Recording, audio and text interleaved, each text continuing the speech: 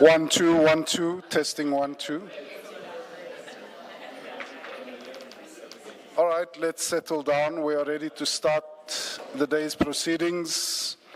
Please make sure that your devices, your cell phones are off, on silent, whatever it takes to keep them quiet.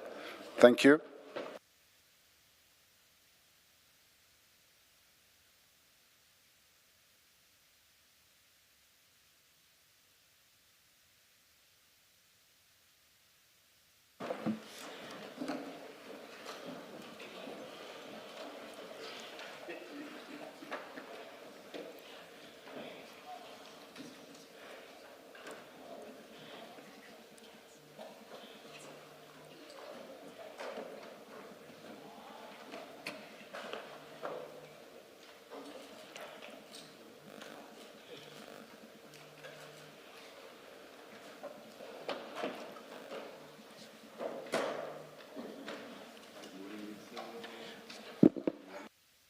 Your microphone, Chair. Good morning, Chairperson. Good morning, Commissioners. Good morning, Ms. Selu, and good morning to my client. I would be remiss not to say good morning to him since he's sitting that far away. Yes. I noticed that my attention was drawn to it by Commissioner Baloyi, that my microphone was off. I just greeted Council for those who did not hear me. And now, good morning, Mr. Madlanga. Good morning, Commissioner. Thank you. Ms. Thank you, Chair. Good morning and good morning, Commissioners. Good morning, Ms. van der Heever, and of course, good morning, Mr. Madlanga. Chair, Mr. Madlanga was served with a subpoena to appear to give his testimony today on the 7th. Over a period of time, the evidence leaders have been in engagement with his legal advisors.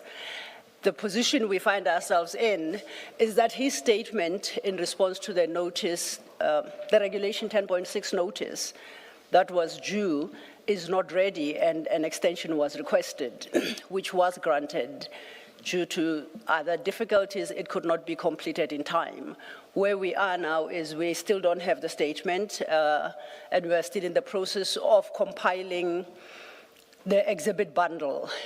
In light of where we are and the rollovers that happened from last week impacting this week, we appear before you today to request a postponement and an extension of that subpoena to a new date on which he then will appear to testify. The date we have in mind is the 15th of July, which is about a week hence. Thank you, Chair. Thank you very much, Ms. Law. I don't know whether the techies or technical people want to raise an issue. I see a hand that's up on our screens. I don't know what that is about. I see it too. I don't know if it's an error or... But let's continue so long. Ms. Chairperson, yes, it is correct. There's been some issues, no fault, either on the side I would respectfully submit of my client, nor of the evidence leaders. And I'm not going to go into all of that. It's not necessary to do that. But we agreed that the new date that's been arranged is the 15th. We indebted to my learned friend and her colleagues for arranging this with us. There's one small issue that we're going to sort out inter partes now. Yes. And I've got no objection to the subpoena being extended to the 15th. Thank you very much. Thank you very much. And before you do so, Chair, if then I may just add another issue that would have to be part of your order. The parties are now agreed that Mr. Matala's statement will be submitted tomorrow, the 8th of July. Thank you. That is indeed what we've agreed on, of course, with the reservation of the client's rights pertaining to certain documents that we're still awaiting, if I can put it like that. But I don't think that would stand in the Well, way of us yes. submitting a statement and potentially Yes. supplementing it in due course. But I think between my learned friend and myself, we'll work out the logistics and hopefully you'll get everything together tomorrow. And those conditions, what do they do to the proposed order? Must I? You can do that as part of the order. I Yes, would be yes. remiss, of course, if I don't say to you Oh. that we are trying to work out, because there's a very important component there's something important that we need in order to properly deal with some of the issues, but we are busy sorting right. that out. So- And that's why I say with a reservation of the right. If necessary, I'm not going to stand in the way of us submitting. We Yes. might then supplement if it's not timeously all done. right. May I please? Thank you very much. Mr. Matlala, the hearing of your testimony is postponed to 15 July 2026. Correct. That's one. Two, your statement must be filed by tomorrow. The 8th of July. 8 July 2026. Correct. Thank you, Mr. Matlala. You are So much. Okay. Thank you. It is confirmed to have had. Thank you, Chair. I think that then brings to the close Yes. this part of the hearing. Yes, you are both excused. And you too, Mr. Matlala. Thank you. Thank you, Chairperson. By I think we must adjourn for. I was saying, by way of housekeeping, Mr. Yes. Charles Carlson has requested me to remind you that as soon as we are done, they are ready to proceed with the public aspects of General Khan's WhatsApp messages, and perhaps a 5-minute stand down to allow them to set up would be helpful. Thank you very much, Thank you, Ms. Chair. Sillo. I will not state the time. Let's just adjourn. We'll be told when Council or Mr. Shaskalson is ready. Let's adjourn.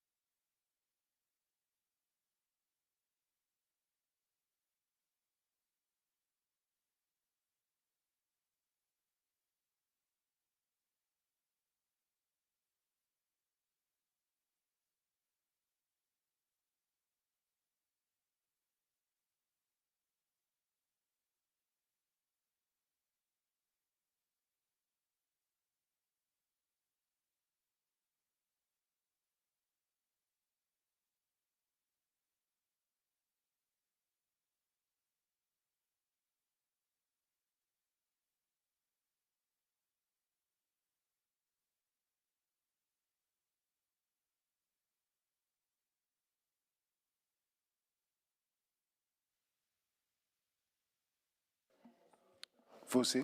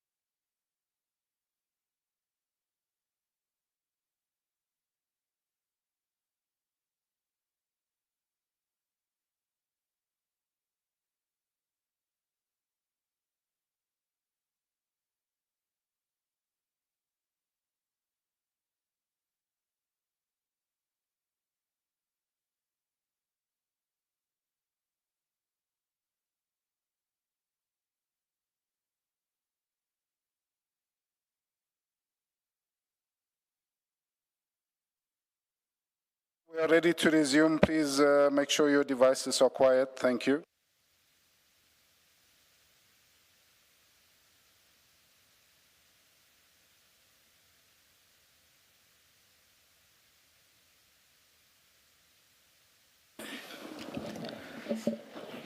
Good morning, Mr. Shazelson. Good morning, Mr. Valley.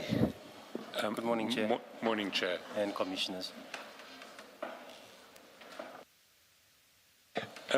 Morning, Chair. We have a number of issues that we can still ventilate in open session relating to WhatsApp chats of General Khan. The first topic I would like to address is the leaking or abuse of confidential SAPS information. And it spans quite a wide range from the relatively innocuous to the less innocuous. And if we can start with the innocuous, it seems that General Khan has a tendency to show off to friends by sharing crime intelligence documents that sort of reflect on his importance. So if I can start, for instance, with a document at page 5659. Can we just rely, maybe guide us to rely, do we rely on what you project here? Do we need to go into our computers? Yesterday I tried to find pages and I landed where I shouldn't have landed, which was quite distressing. So I'll be more comfortable if I don't have to go to my computer. I don't think that there is much that we, well, I suppose, criticizing General Khan for sharing confidential crime intelligence information, I shouldn't really broadcast it to the nation. I just want to know if I can shut down my computer. Your computer. Our problem is that, I mean, for instance, this category, which is really about leaking documents that shouldn't really have been leaked. I don't know how appropriate it is to broadcast the documents themselves. So I'm afraid I'm going to have to ask you to keep your computer open at least for a while. Once we leave this topic, which won't take long. And it all, in fact, in truth, when I look at this topic, it relates to historical material that I don't think is relevant any longer. So I think we can actually broadcast. Yeah, as long as you'll get me an experienced therapist when we are done.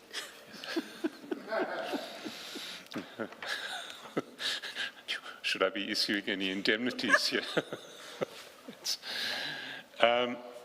Well, the first document, and I want to go quickly through this category because it's not that significant, is it spans pages 5659, and it's a document in which Major General Khan was going back to December 2020 when he was delegated increased powers within crime intelligence. he shared that document first with Mr. Sayed, which we see at 5659, and Mr. Sayed responded, "Well done, my brew," at the foot of 5660. And he also shared it with Mr. Valley, which we see at 5021, and Mr. Valley said, "This is great news." It's really, as I emphasize it, it's not sinister, but it's probably not appropriate. I don't think that internal delegation documents within crime intelligence ought to be shared with friends. There's a similar pattern that one sees, and I'll run quickly through these. 6466, an appointment to a role within the anti-kidnapping task force and what his responsibilities will be there. He shares with Mr. Sayed, who responds, "My man," with some exclamation marks. And likewise, when he is invited as part of a police delegation to address the Joint Standing Commission on Intelligence, flying down on the police jet, he forwards that email to his friends. One sees it at 6693 to Mr. Sayed. One sees it at 4129 to another friend, Brad K9, who says, "You are a jet setter." These are not particularly egregious, they're possibly just not appropriate. But then there is a separate pattern which starts becoming more problematic, and that is a pattern where friends of General Khan will send him case numbers and ask him for some assistance in relation to those case numbers. So we see that across a number of chats, some without explanation, some with explanation. So at page 2740, Mr. Sanjay Ajodia, who is saved as Sanjay Shay 357, and 357 is the name of the vehicle, the sort of high-end vehicle workshop that Mr. Ajodia and Mr. Valley are partners in, sends him a case number on the 12th of March 2021 with no explanation. At page 5990, we see a case number being sent by Mr. Sayed, ostensibly on behalf of Mr. Malema. We'll get back to this one in more detail later. We see that at 15th of June 2021, Mr. Sayed says, "Need to know the complainant in case number," gives the case number and says, "Juju brew."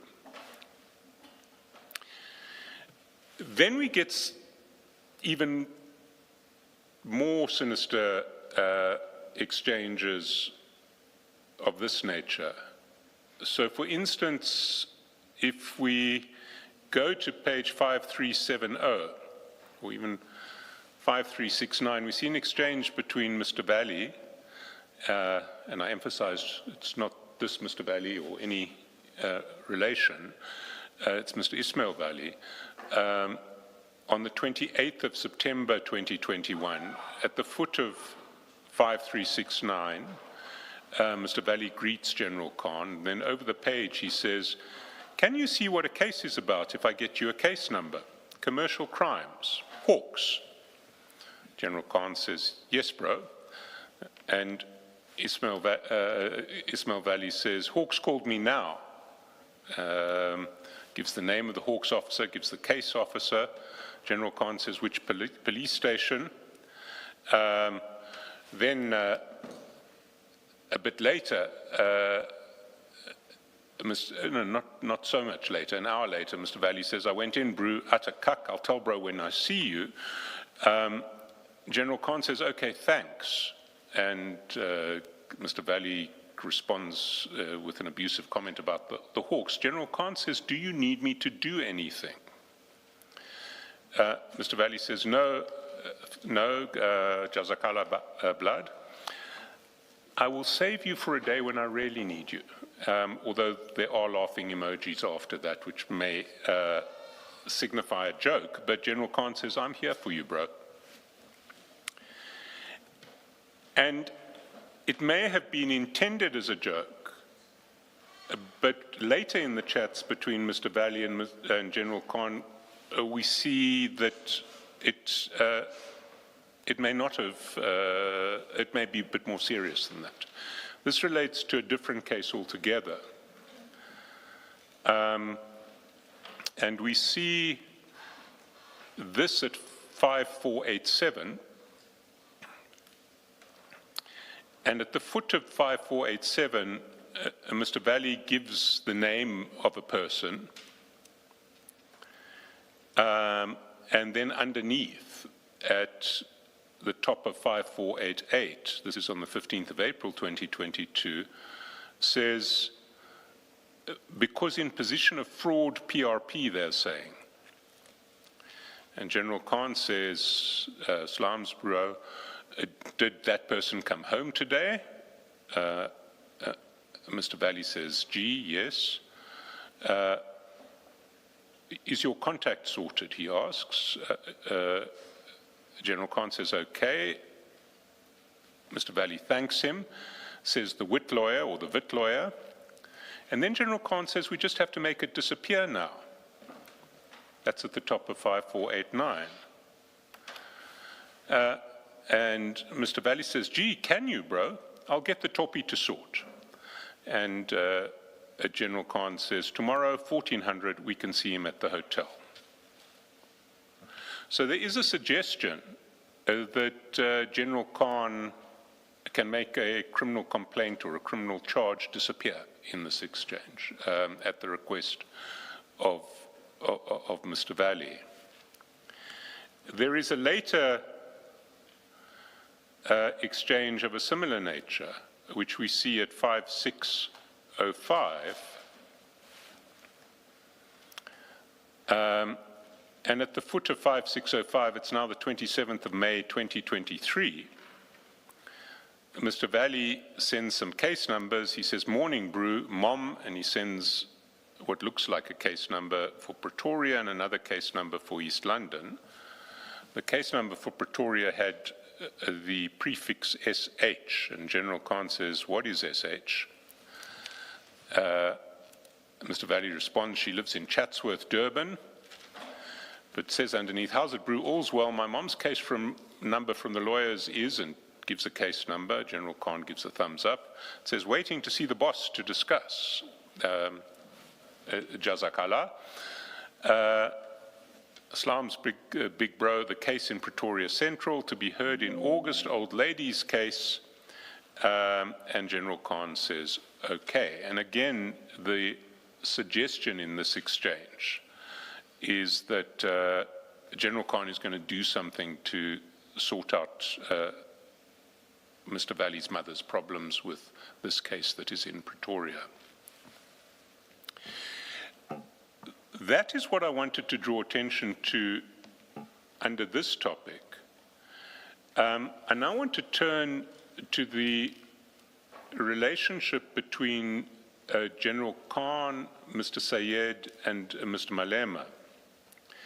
And there are various themes that run through the chats in this regard. The first one that I want to start with begins, and it's probably, it begins with xenophobic protests in 2021, which is a reminder that we haven't moved on so far in the last 5 years. If we go to and also a reminder of Mr. Malema's principled stand in relation to xenophobia. If we go to 5963, we see at the 10th of June 2021, Mr. Syed forwards to General Khan 6 messages, which he says come from Mr. Malema, and we'll take the messages and then explain why I say they come from Mr. Malema. The first one was a photograph of a person that's been deleted and that is no longer legible. The second was a picture of an Operation Dudula poster, in which Operation Dudula was threatening to remove all illegal foreign nationals by force and was calling for a meeting on June 16, 2021. And had the threat underneath, if you are operating illegally, you better pack and leave before 16 June. Sorry, Mr. Shaskalson, I don't know whether you answered the question as to why these are not being flighted when you were engaging all the... They are being flighted. These are being flighted. All right, inconsistent. Oh, sorry. I was checking whether there was a principle. No. There's no. Why we are not seeing Maybe some of I'm them. going too quickly here, and I should Yeah, slow down, I and think so. everything should be I think flighted. so. Sorry. Sorry. You can tell who the source was when I spoke. Solidarity on the Commission is breaking down, Chair.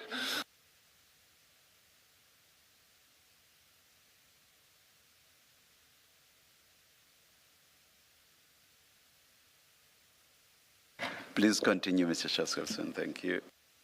Well, maybe if we can start at the top. The top, if we go one up, is the message that straddles 5963 and 5964, which was forwarded from Mr. Syed at message time 101:31 on the 10th of June 2021. What this is a deleted photograph of someone. And underneath it, at the same time, there is a picture of an Operation Dudula banner or poster,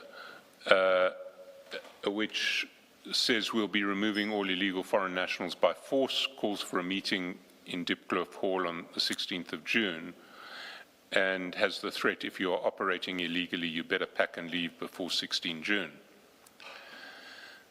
If we go over to the next page, still at the same time, and one sees that the first 4 messages are all have the same time, because they are in fact forwarded messages to General Khan from Mr. Syed. He forwards, must I tell the General? Must be arrested tonight? Yes. So those are 5 messages that are forwarded messages with the same timestamp, and then Mr. Syed explains from Juju. That's a message from Mr. Syed to General Khan. And then what comes afterwards is another forwarded message which says, okay, done. So essentially what Mr. Syed is communicating is that he has been asked by Mr. Malema to forward the first 5 messages to General Khan. Well, he's been asked by Mr. Malema to forward those messages to General Khan. He has, in the second last message with the timestamp 101:33, he explains to General Khan that it's from Mr. Malema, and then he forwards his response to Mr. Malema, which is, okay, done, I have forwarded these to the General. Now that takes place on the 10th of June. The very next day, if we go down to 5971, General Khan sends to Mr. Syed draft questions for the Inspector General of Intelligence. And that is at 11th of June at message time 1:51:47. And again, we have a problem that we frequently had with these message times, that they're 2 hours out because they are UTC, not South African Standard Time. So the questions that General Khan has drafted are convicted drug dealer and member in the agent program, and the name has been redacted, claims to be close friends with you. Is this true? 2, do you take instructions from this person, as he alleges he has a close relationship with you? 3, what gratification does the Inspector General of Intelligence enjoy from this person? 4, how long has the Inspector General been a captured public service servant of, and then that person? So these are draft questions that General Khan has prepared, which he is going to essentially ask Mr. Malema to arrange to be put to the Inspector General in Parliament through the EFF. If we go down to page 5975, and sorry, I just want to emphasize at that stage, General Khan is not dealing directly with Mr. Malema. He is sending messages to Mr. Sayed. But the channel is to Mr. Malema, whether Mr. Malema is aware of General Khan's motives or not. We see that because at 5975, Mr. Sayed sends back to General Khan questions that have now been formulated to the Minister of Police and to the Inspector General of Intelligence.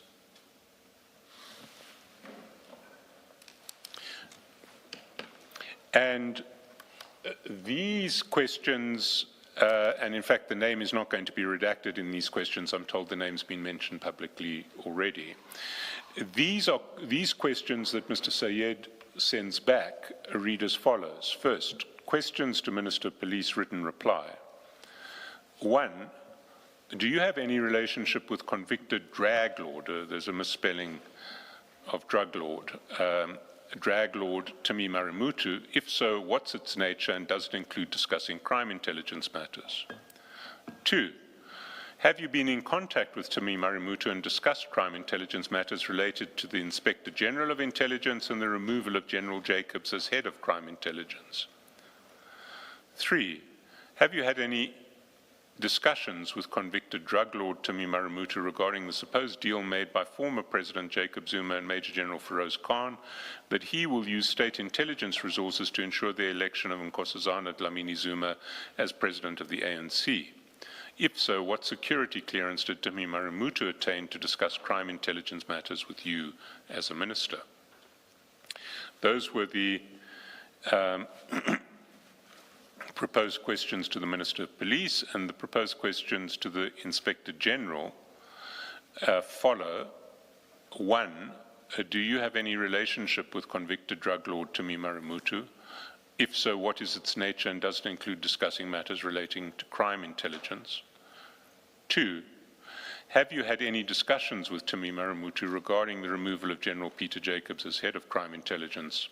If so, what security clearance gives Timi Marimutu access to you as the Inspector General of Intelligence, particularly as it relates to discussions of crime intelligence matters? Mr. Sayed explains below, Juju sent me now. General Khan's response is, excellent, bro. Let's go to war. When are they sending it to him? And what one sees in the exchanges that follow is what one often sees in WhatsApp exchanges, where people respond to a message while the writer of that message is writing another message, and so you get responses that don't respond to the immediately preceding message. You have to work out what they respond to. So Mr. Sayed says, are you happy with the questions? In other words, are you satisfied with these questions that Mr. Malema has sent me to be put to the Minister of Police and the Inspector General of Intelligence? But then, in response to General Khan's question, when are they sending it to him, Mr. Sayed says, let me ask. Now answering whether he's happy with the questions, General Khan says, yes, bro, and then says, this should get him to lie, and in return, we can ask for his removal because he lied. So what General Khan is disclosing here is that the purpose of these questions is not to establish whether the Inspector General has a relationship of any nature with Timi Marimutu. Rather, it's to trap the Inspector General into lying in an answer to Parliament and then to use the fact that he will have lied to orchestrate his removal. Mr. Syed is still responding to the previous inquiry of General Khan, which is when are they sending the questions, and he says at 65977 at 12 June 2021, 8:49, but I think it's been sent already. He then responds to General Khan's message saying, you know, this will get him to lie and then we can get him removed, and he says, absolutely, he's going to deny it, and then he's effed. Bye-bye P, ... And General Khan agrees with the abusive description of the Inspector General, says big P. Mr. Syed then says, when is it going to be fired off to them? And what we see later is that this is in fact a message that he has sent to Mr. Malema, which he's now forwarding to General Khan. The response is tomorrow. General Khan says they must fix up the spelling of drug in paragraph 1. In other words, Mr. Marimutu is a drug lord, not a drag lord. And he then, responding to when it's going to be fired off and tomorrow, he says, thanks, bro, much appreciated. And Mr. Syed then sends a screenshot of his exchanges with Mr. Malema, which show that the formulation of the question to the Inspector General of Intelligence came from Mr. Malema. That's the top of the screenshot. Paragraph 2, have you had any discussions with Timi Marimutu regarding the removal of General Peter Jacobs as head of crime intelligence? If so, what security clearance gives Timi Marimutu access to you as the Inspector General of Intelligence, particularly as it relates to discussions of crime intelligence matters? In fact, Mr. Syed, even before General Khan had picked up the drug lord problem, has already responded to Mr. Malema and said drug lord, not drag. And then Mr. Malema says the whole DR, I'm not sure what that relates to, but we then see a 2249 on the screenshot. And if we go back up, 2249 is, what we see at 2249 is when is it going to be fired off, and the answer comes tomorrow at 2258.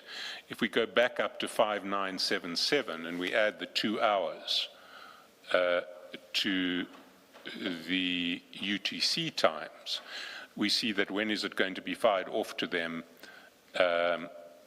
it's recorded as 8:58 p.m. You add the 2 hours, it's 10:58, and tomorrow 10:58 as well.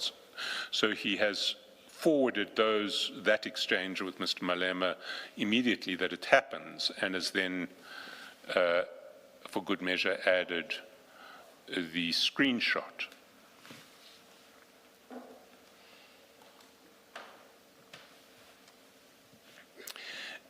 The next episode in this process takes place on the 13th of June. And it takes place, it's on page 5980.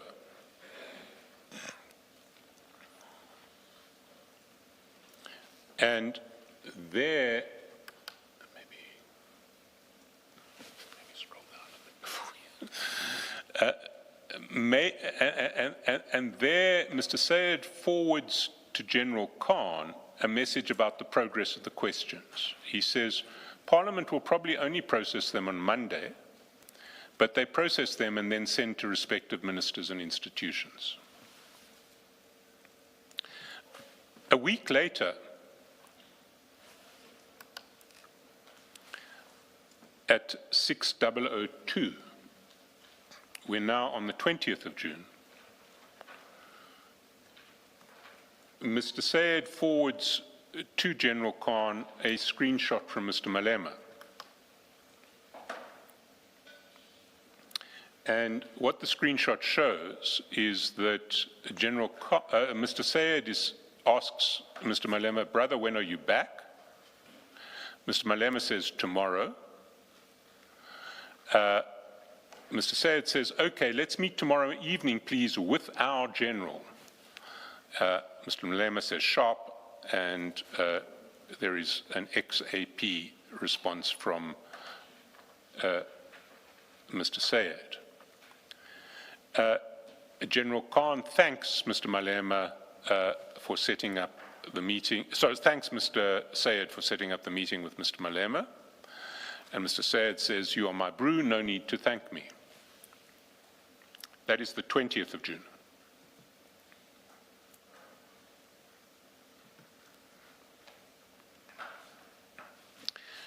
Now, I want to clarify what our issue with that, there's actually a further step before I clarify my concerns about this process. If we go down to 6:0005, we see at 21 June 2021, which is the day after that screenshot was sent to General Khan, the day on which the meeting was going to happen, Mr. Sayed sends to General Khan a letter to the Minister of Police. That letter is in the exhibit bundle at page 298.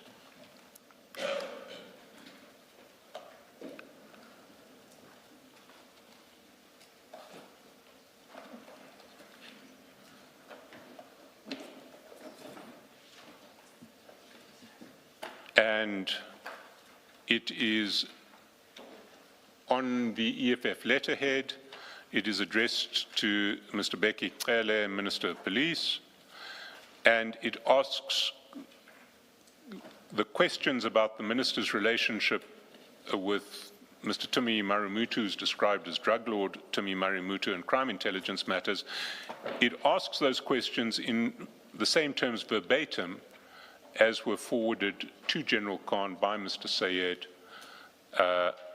on the 11th of June.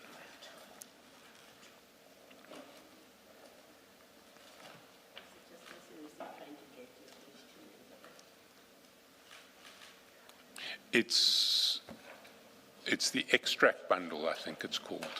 Is it? Annexes bundle. Got it. Exhibits is fine. There are two sets of exhibit bundles. That's why we were confused, by the way.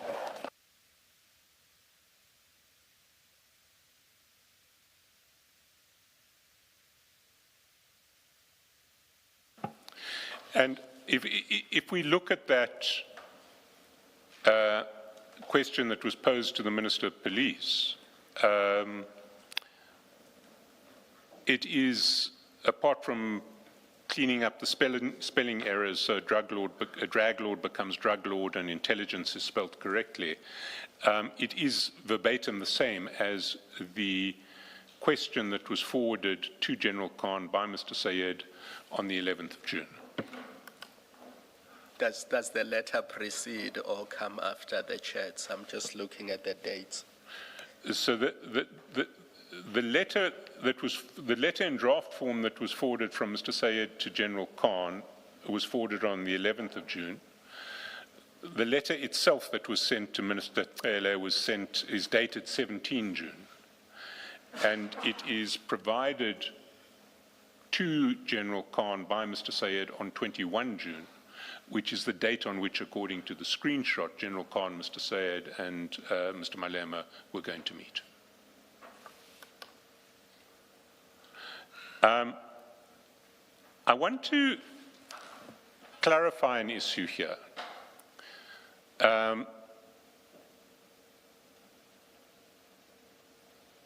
The issue that we as evidence leaders raise with this process is not that General Khan raised questions about the relationship between the Inspector General and an alleged drug dealer. What the issue is that the chats suggest that the primary purpose of General Khan in raising the issues in the way that he did was to trick the then Inspector General of Intelligence, Dr. Dintwe, into lying, so that if he did lie, he could be removed from his position, a position in which he was exercising oversight over General Khan. And if General Khan had been genuinely concerned about the relationship between Dr. Dintwe and Mr. Marimutu, we would have expected him to take the issue up through the appropriate channels. Instead, what he did was he used his relationship with an alleged tobacco smuggler to plant questions to the Inspector General through the EFF in the hope of trapping the Inspector General in a lie to Parliament. That was what his purpose was. There is a secondary concern, and the secondary concern is that this process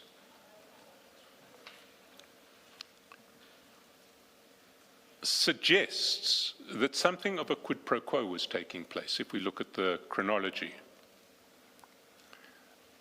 We've already seen that immediately preceding the exchanges relating to the Inspector General, a day before, literally a day before General Khan formulated his draft question, a message had been communicated by Mr. Sayed to General Khan, ostensibly on behalf of Mr. Malema and apparently asking for the arrest of persons making threats to foreign nationals on behalf of Operation Dudula. That took place on the 10th of June, that message, that series of messages. General Khan on the 11th sends his message suggesting a question to the Inspector General. And while I commend Mr. Malema for his stance against xenophobic lawlessness, the chats suggest that General Khan saw this as an opportunity to use Mr. Malema's position within the EFF to attempt to trick the Inspector General into a lie that may provide a basis for having him removed. So Mr. Malema sends essentially a complaint about a threat of lawless action by Operation Dudula on the 10th and calls for action to be taken. The next day, General Khan writes back with a question for the Inspector General. It has the appearance of a quid pro quo. There is a... Sorry, what are we to make of the use of a conduit or a third party in these exchanges?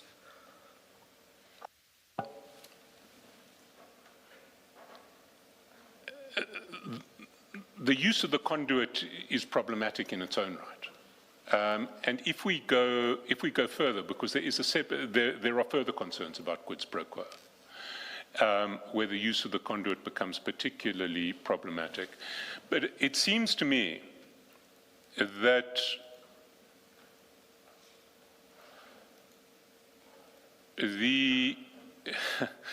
that if General Khan is genuinely wanting questions raised in Parliament, he has appropriate means of doing that without using conduits.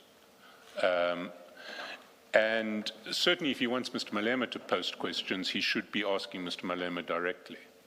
It may be that at this stage he didn't have a line of direct communication to Mr. Malema. That looks to be the case because, as we'll see later, a few months after this, Mr. Sayed gives him contact details for Mr. Malema. But Mr. Sayed's role in all of this is very problematic. Mr. Sayed belongs to a company which, on its own admission, has been engaged in fraudulent and corrupt activity historically, which is alleged to, and tax evasion, and which is alleged to be continuing to do that at the time that this is happening. And he's not an appropriate person for General Khan to be engaging with in relation to matters of this nature, whatever their personal relationship. But I do want to turn to the other issues in relation to quid pro quo, because we've looked at one part of the chronology. Just Carlson, before you do that, it seems to me that a further issue of concern may be, at least on the face of it, that General Khan may well have obtained the information behind these questions by virtue of his position. And then he's using information that he would have, if there's any truth to what is posed, and which the Inspector General is expected to lie about, there's that possibility that he would have obtained this information by virtue of his position as an intelligence police officer, and then he's using that information inappropriately.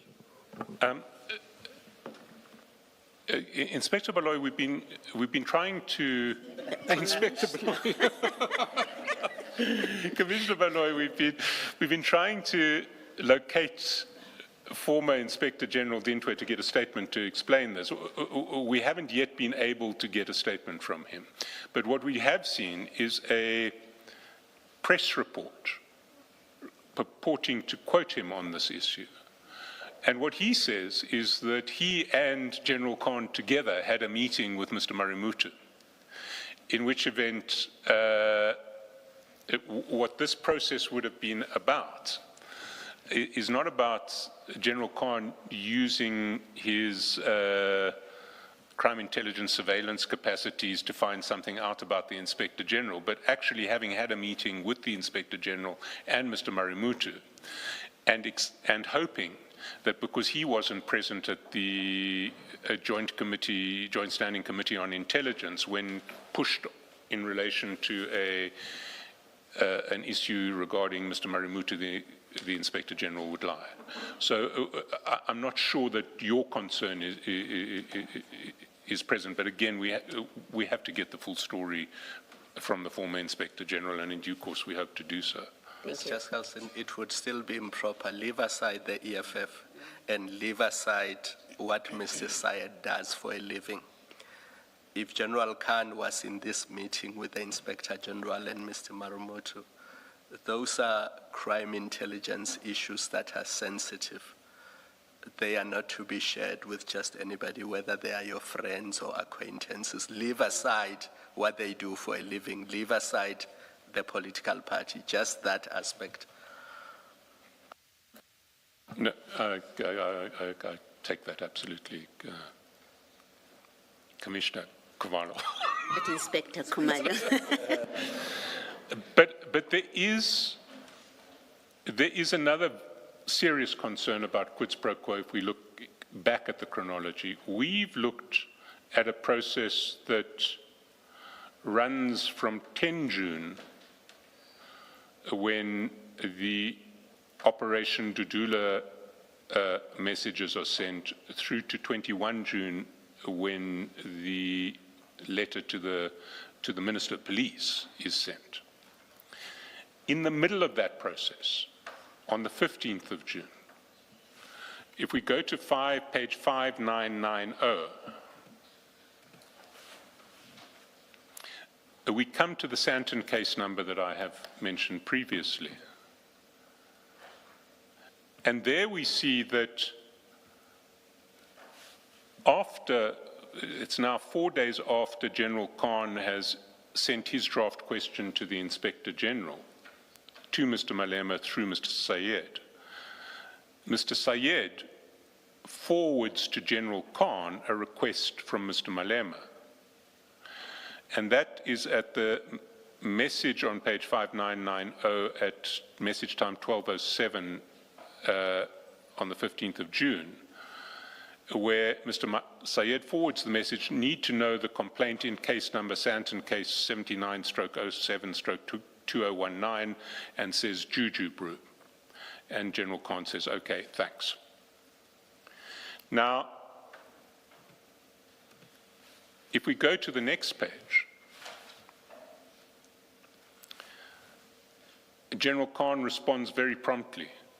What he's done is he's got onto the SAPS computerized database of cases and he sends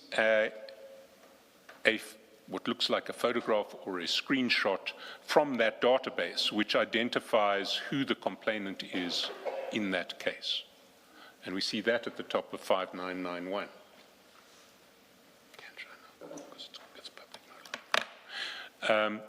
Now, and that screen that we see, which he sends to Mr. Sayed, identifies the complainant as Mr. Ruplal. And Mr. Sayed thanks him for it, and then for good measure, General Khan sends through not only Mr. Ruplal's name, which appears from the screen, but also his address, which wasn't even asked for. Now, Mr. Ruplal was the curator of the VBS Bank. And that case, Santon case 76/07/2019, was a case that he had instituted in relation to frauds concerning the VBS Bank. Now, Mr. Malema has been implicated in the VBS Bank scandal. He is implicated in the plea explanation affidavit of the former VBS chair, Mr. Matodzi, who pleaded guilty and was sentenced to an effective 15 years of imprisonment for his role in the scandal. He stated in his plea explanation affidavit that in an attempt to buy protection, political protection from the EFF for VBS, when inquiries were starting to be made in relation to VBS, in an attempt to buy political protection from the EFF, he had paid bribes of millions of rands to Mr. Malema and to Mr. Floyd Shivambu in the guise of making donations to the EFF. The relevant extract from the affidavit of Mr. Matodzi is at the exhibit bundle, page 300 to 301. Don't propose to read it because that's been the subject of separate investigations. But what it shows is that Mr. Malema's concern about this case number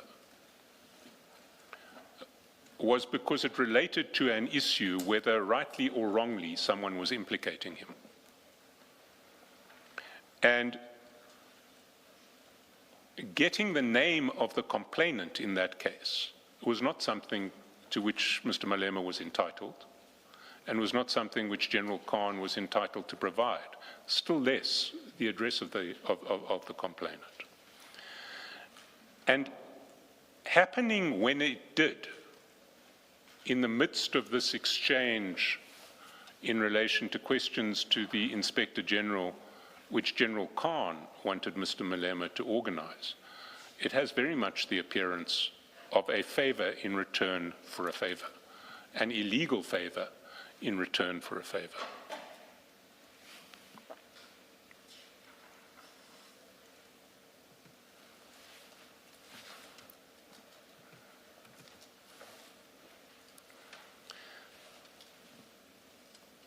There is a second strand of the exchanges between Mr. Sayed and General Khan, which involves Mr. Malema. And it starts on the 30th of June at page 6227.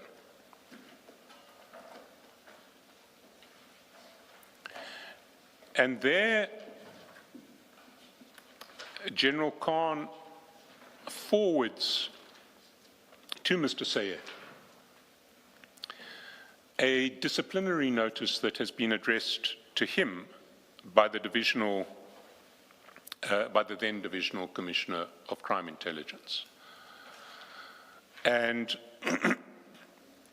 the complaint essentially says that when General Khan was appointed in terms of the delegation that he shared with his friends to show off, he actually exceeded his authority and performed acts that he was not entitled to do purportedly under that delegation.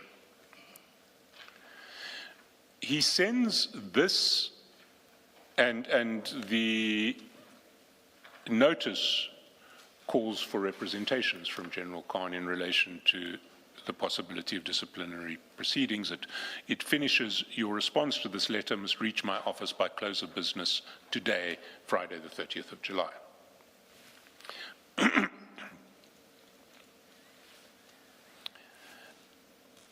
He sends it to Mr. Sayed. Mr. Sayed's response is at 6228, and he says, "Did you manage to sort it, Brew? Can I send to Juju?" And General Khan says, "Please hold on." In other words, I don't need Mr. Malema, I don't want Mr. Malema to get involved at this stage. That's where matters sit on the 30th of June. The next stage of this process is... Sorry, you said 30th June, it looks like July? Sorry, 30th of July, 30th of July.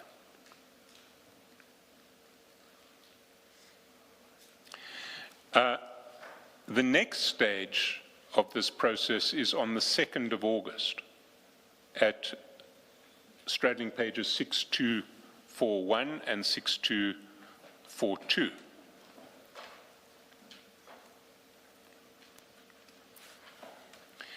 And there General Khan sends to Mr. Sayed a message which reproduces an article in Afrikaans which shows that the story of disciplinary proceedings or disciplinary action, potential disciplinary action against him has now been leaked. It's being reported in the Afrikaans press.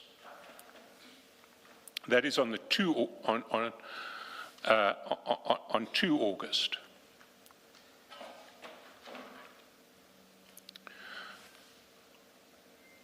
The next day, on 3 August, at the foot of 6243, going on to 6244,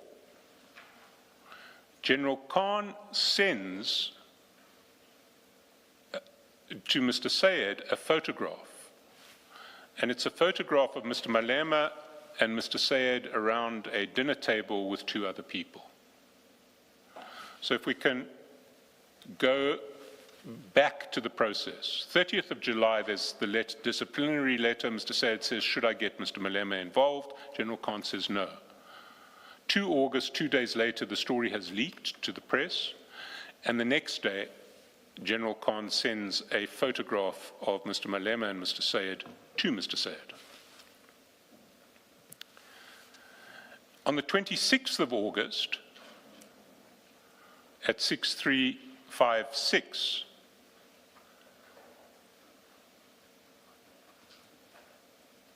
Mr. Sayed sends General Khan a contact card for Mr. Malema. So General Khan, one would imagine, or one can infer, up to this point was not able to contact Mr. Malema directly, but now General Khan has received Mr. Malema's contact details from Mr. Sayed. On the 5th of December,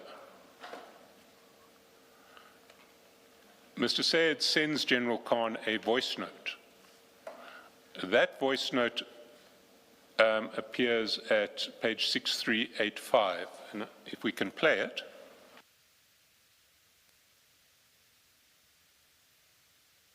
Salams, bro. Juju called me now. He says that your things are coming along very, very nicely.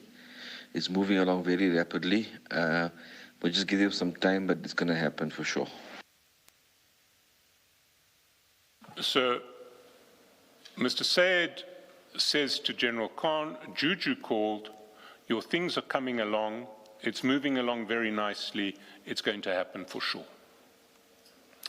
General Khan thanks him, says much appreciated, and then on the 22nd of September,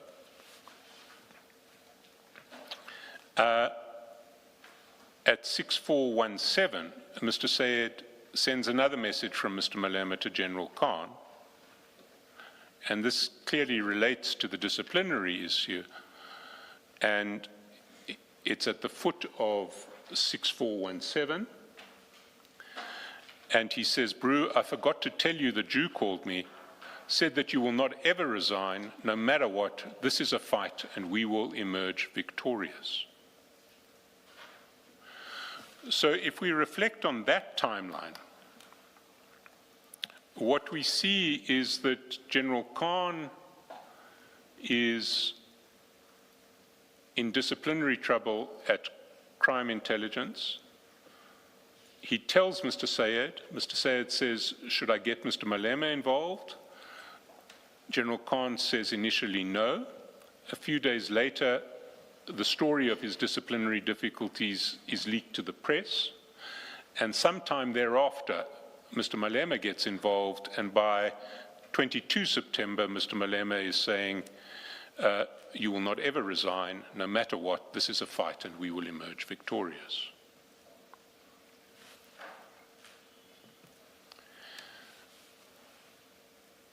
Now, if we go back to the chats again and look at this timeline, which runs from 30 July to 22 September,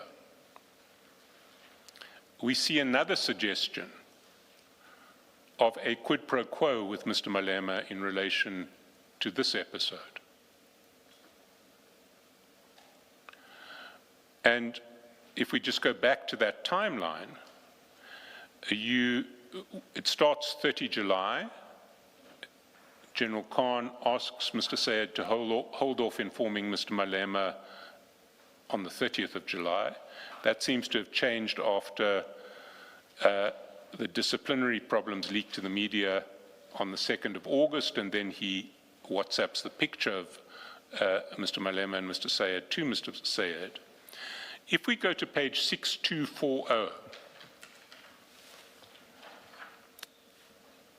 and look at the sequence, 6240 is the story leaking on the 2nd of August. 6244 is General Khan forwarding the picture of Mr. Malema and Mr. Sayed to Mr. Sayed on the 3rd of August. And if we go down to 6245, on the same day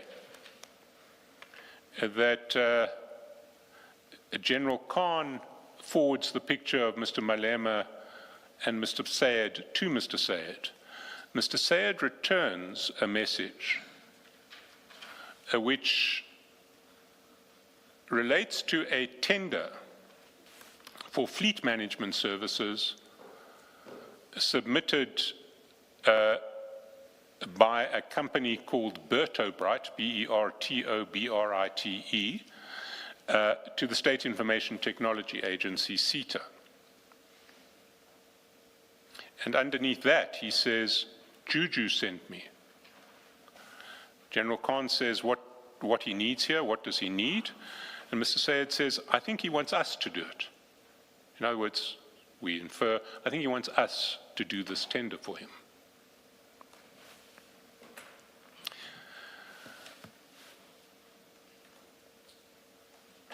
So we have... But where is the for him part, Mr. Chaskalson?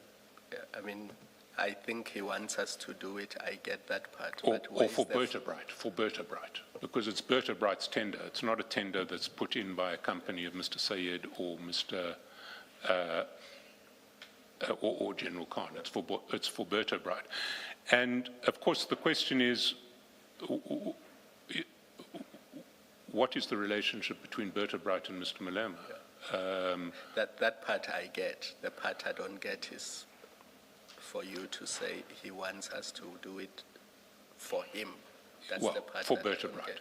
The issue in relation to Bertobrite is that by this stage, August 2021, Bertobrite has already appeared in the press in relation to an allegedly corrupt tender that it procured in Tshwane on the basis of paying amounts to the EFF. I'll find my reference. I don't have it to hand here, but it is in the exhibit bundle. Let me just quickly look.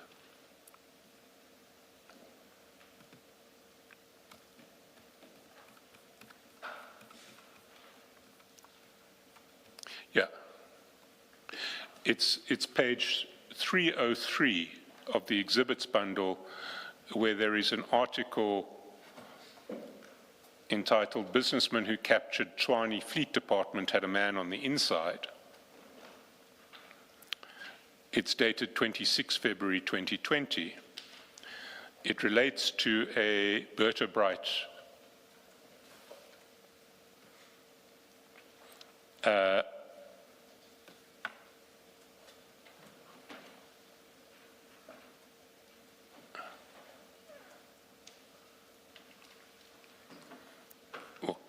it relates to a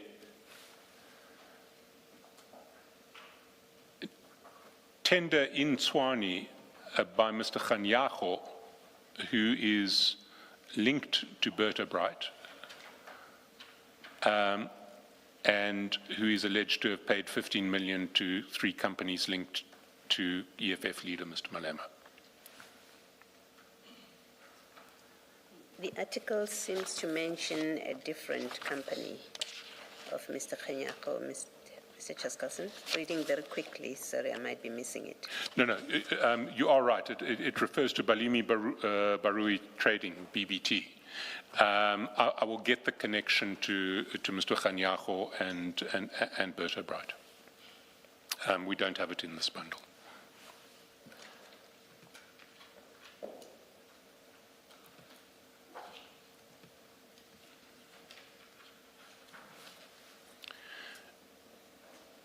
But if we go back to the sequence, we see again a situation where General Khan appears to be looking for the support of Mr. Malema in his disciplinary matters through Mr. Sayed.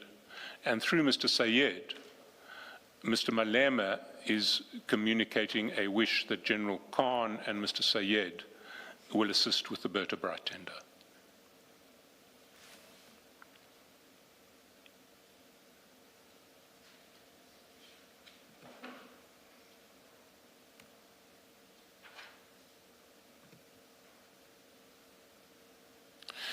Now,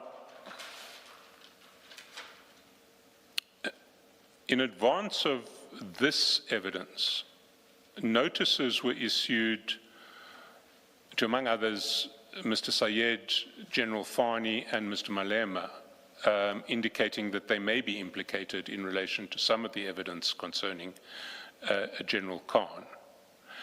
Mr. Malema did respond to that notice, unlike Mr. Sayed and General Fani.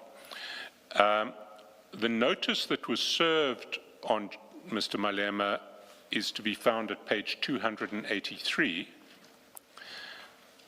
And as Mr. Malema did respond to that notice, I think, in fairness, we should read out his response into this record so that his response is there for the public to see. It may make, because the response is a response to the notice, it probably makes sense to start with the notice at 283.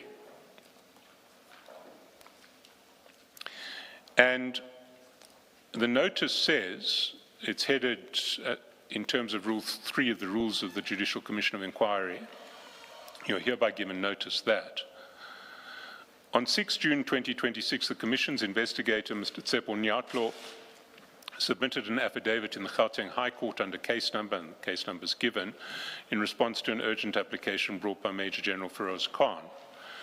This affidavit referenced certain WhatsApp chats between Mr. Mohammed Sayed and General Khan.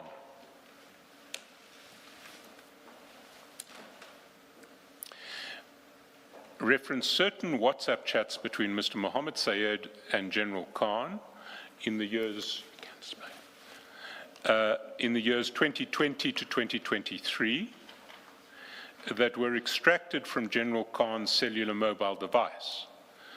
The affidavit will be canvassed when General Khan testifies at the Commission from 1 July and refers to chats that implicate you in matters under investigation by the Commission, in particular as follows.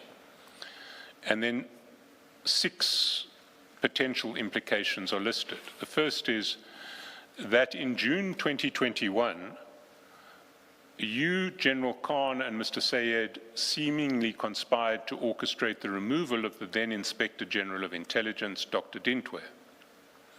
1.2, that through Mr. Sayed, you sought and obtained confidential information from General Khan in relation to a criminal case that had been opened against you in Sandton, and the case numbers given. Specifically, you were provided with the name and physical address of the complainant in the matter. The case concerned the VBS bank scandal in which you are alleged to have received bribes from the chair of the bank. 1.3. On 30 July 2021, Mr. Sayed asked General Khan if he could forward to you a disciplinary notice that General Khan had received. The appearance was that you would be of assistance. On 3 August 2021, Mr. Sayed forwarded to General Khan details of the company Bertobright that had bid for a tender for fleet management for SAPS. He stated that it came from Juju and said, "I think he wants us to do it." In July 2021, there were allegations in the media that Bertobright secured a fuel tender in the city of Tshwane by paying bribes to the EFF. 1.5. On 5 September 2021, Mr. Sayed sent General Khan a voice note in which he stated the following, quotes, "Juju called me now. He said that your things are coming along very, very nicely. It's moving along very rapidly, but just give him some time, but it's going to happen for sure." 1.6. On 22 September 2021, Mr. Sayed sent General Khan a message of support from Mr. Malema in relation to his disciplinary proceedings, quotes, "I forgot to tell you that you called me, said you will not ever resign, no matter what, this is a fight and we will emerge victorious." The details of the allegations and the chats themselves are set out in Mr. Nyatlu's affidavit and annexures to the affidavit, the relevant extracts of which are attached here too as Annexure A. And then paragraph 4 was giving 10 days to file the statement. I won't read the rest of the statement. The affidavit starts at page 287. And because Mr. Malema's response is addressed to the affidavit, maybe it may make sense to briefly canvass what's in the affidavit. Paragraphs 55 and 56 address the Carney Links relationship with the EFF. Paragraph 57 addresses the apparent conspiracy to remove Dr. Dintwe. Paragraph 58 deals with Mr. Malema soliciting details of the complainant in the VBS case. Paragraph 59 deals with Mr. Sayed asking General Khan if he could send details of the disciplinary process against General Khan to Mr. Malema.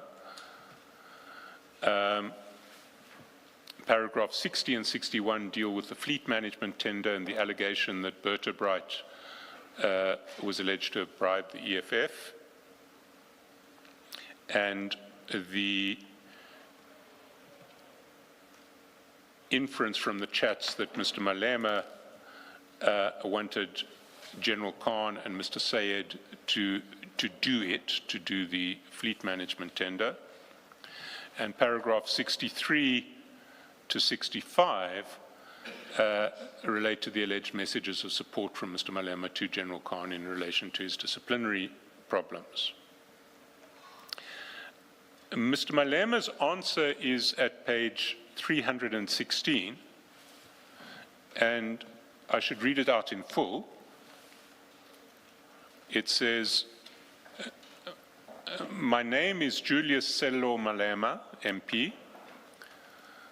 This serves to respond to the Rule 3 notice of the Judicial Commission of Inquiry into Criminality, Political Interference and Corruption in the Criminal Justice System, brackets Commission Rules, brackets Notice, in terms of which you provided me with an opportunity to respond thereto if I so elect. I so elect. Save where otherwise stated, the facts set out herein are within my personal knowledge and are to the best of my belief both true and correct. Where I make submissions of a legal nature, I do so on the advice of my legal representatives. I've been invited to respond to a vermins contained in an extract of Mr. Tsepo Nyatlo's, Mr. Nyatlo affidavit, which supposedly implicate me.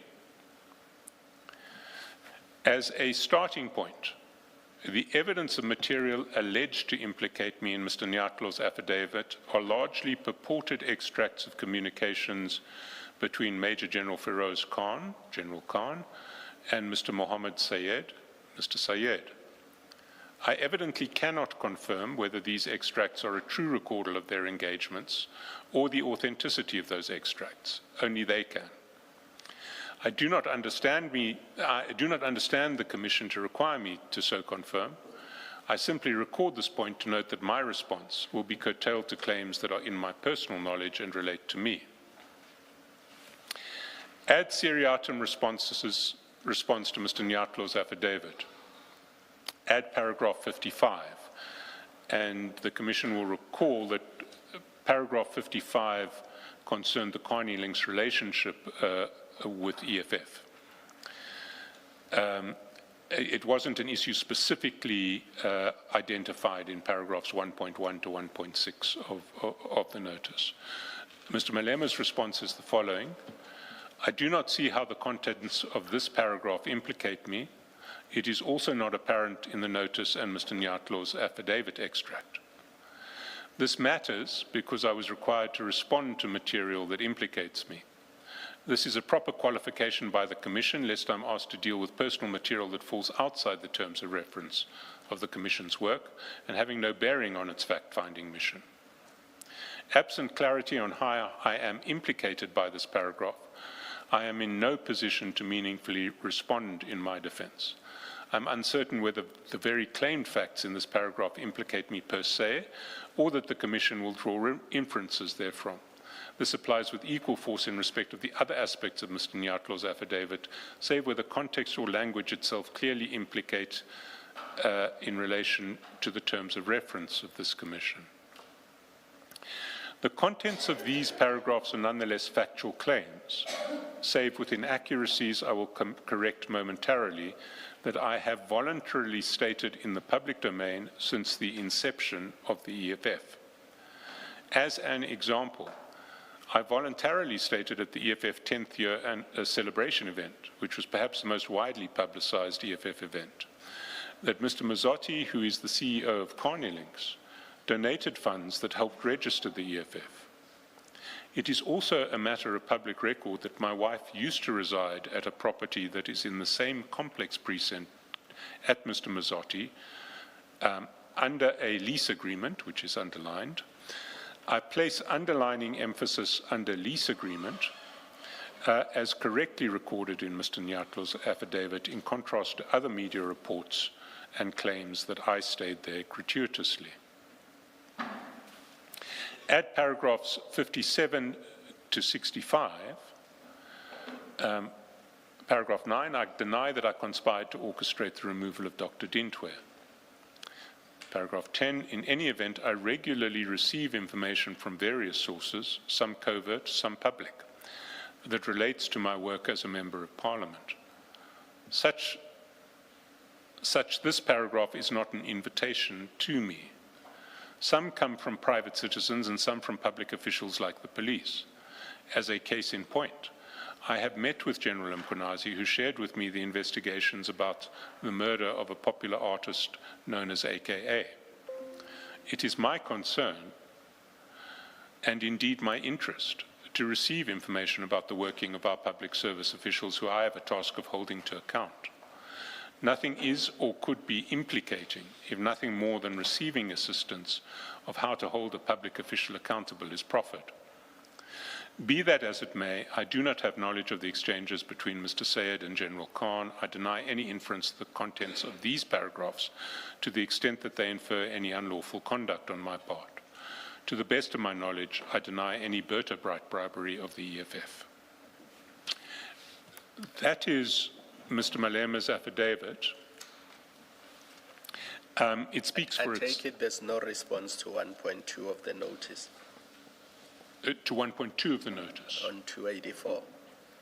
I mean, 1.1, that is the response you've just read. If we were to go through the notice, Mr. Malema has answered 1.1, and he denies a conspiracy. He says he isn't aware of the chats between General Khan and Mr. Sayed, and he explains the role that he plays in holding public officials to account. When it comes to 1.2, he doesn't engage with 1.2. But if we continue further, he also doesn't engage with 1.3. But again, that's about the conversation between Mr. Sayed and General Khan about forwarding the disciplinary notice. He wouldn't have had personal knowledge of that. 1.4, he denies bribery by vertebrate, but doesn't engage with 1.4 any further. And he doesn't respond to 1.5 and 1.6, which deal with the voice note and message allegedly reproduced from him by Mr. Sayed to General Khan.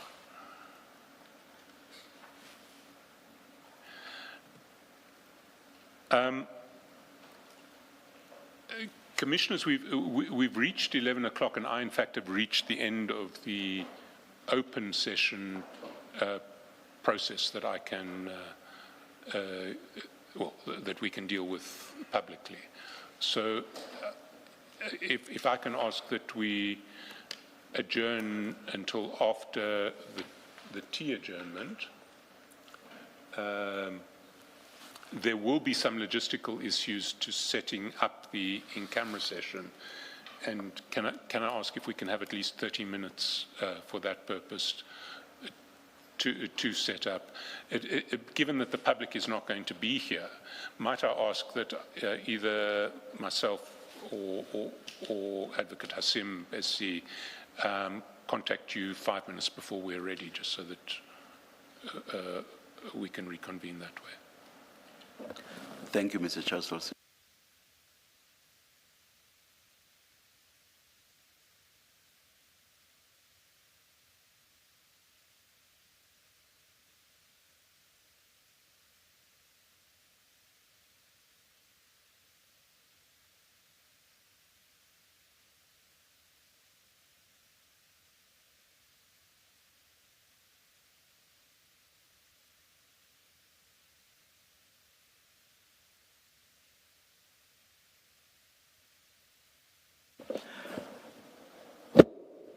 Ms. Bowe, what's happening, or at what time is the in-camera application